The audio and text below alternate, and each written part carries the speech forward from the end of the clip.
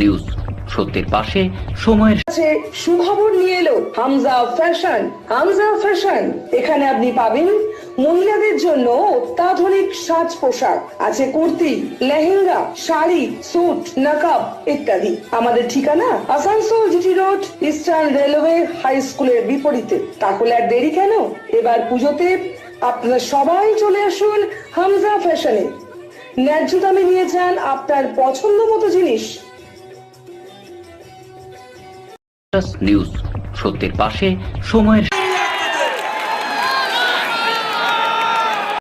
বিজেপির ডাকা জনসভায় উপস্থিত হয়েছিলেন সিনেমার জগতের তারকা মিঠুন চক্রবর্তী। সেখানে তাকে জিজ্ঞেস করা হয়, রাজ্যের মৎস্যমন্ত্রী স্বীকার করেছেন মহিলাদের ওপর অত্যাচার হচ্ছে।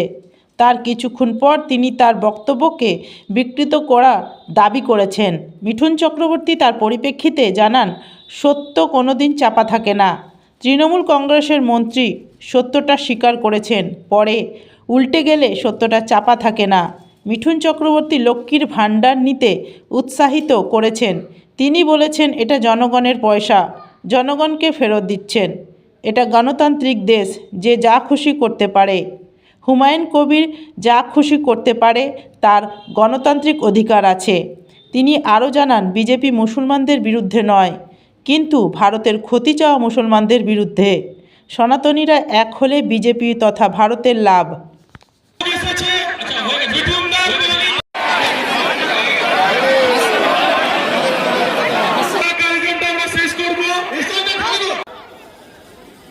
কিছুদিন আগে হুমায়ুন কবির সাহেব বলেছিলেন যে আমরা 70% মুসলমান, 30% বাঙালি আছি। আমি 30% হিন্দুদের কেটে ভাগীরথী জলে ভাসিয়ে দেব।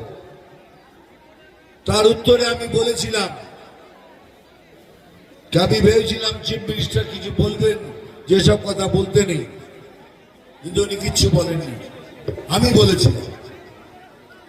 কিন্তু আজকে দেখুন, এই কালকে অথবা পরশু দিনে এবিপি আনন্দ দেখুন, সেখানে সুমন দা বলছেন যে হুমায়ুন দা, আপনি যেসব কথা বলেছেন সেগুলো সাংঘাতিক, মারাত্মক।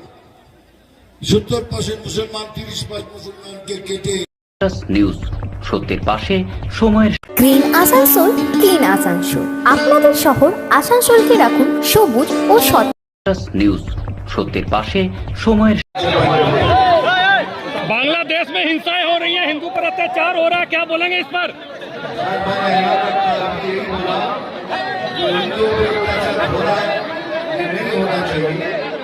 ये सबसे रिक्वेस्ट कर रहा हूँ इसको बंद कीजिए। दिन ऐसा आएगा,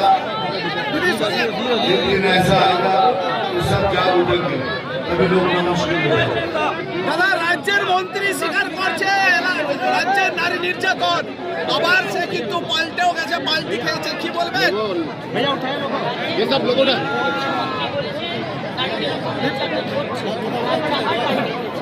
দেখুন, সত্যটা মুখ দিয়ে বেরিয়ে গেছে, নির্যাতন হচ্ছে তখন পাল্টি গেছে, সত্যটা মুখ দিয়ে বেরিয়ে গেছে, তারপরে পাল্টি গেলে আর কি হবে?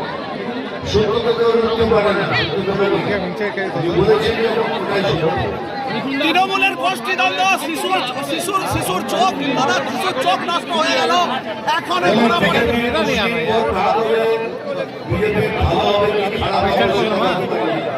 তবে এটা বলতে পারি যে সনাতনীরা এক হয়েছে। আমি সবাইকে বলছি, সব সনাতনীদের গর্ব সে কहो हम সনাতনী, খুব চাপে বলুন আমরা সনাতনী মিছিলে যে হামলা, আর সনাতনী মিছিলে হামলা হচ্ছে, অনেক কিছু চলছে, কিন্তু কার ভাগ হলে আমাদের ভালো হবে, তাতে আমরা বরবাদ করি না।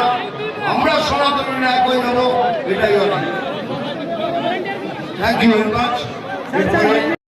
নিউজ সত্যের পাশে সময়ের।